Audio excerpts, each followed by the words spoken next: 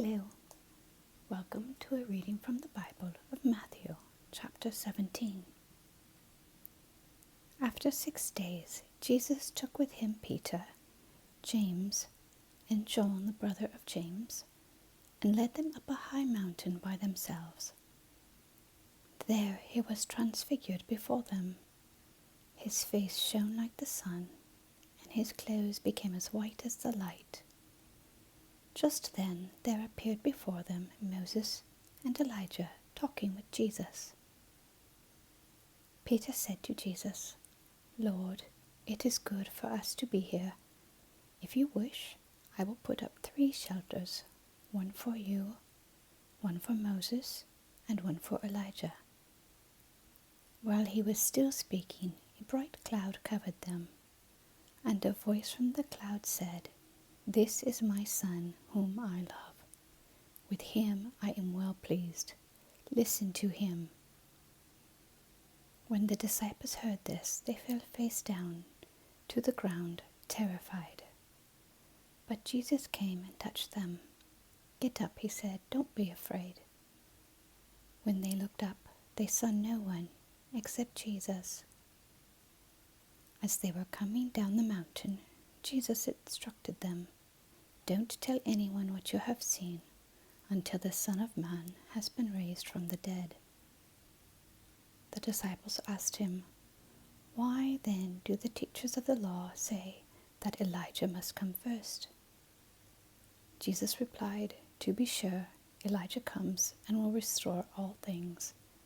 But I tell you, Elijah has already come, and they did not recognize him, but have done to him everything they wished. In the same way, the Son of Man is going to suffer at their hands."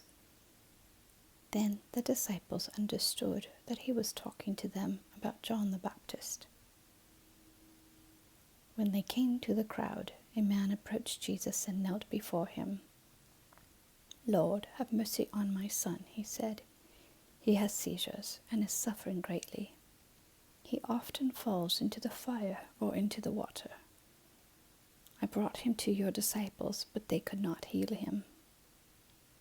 "You unbelieving and perverse generation," Jesus replied, "how long shall I stay with you? How long shall I put up with you? Bring the boy here to me."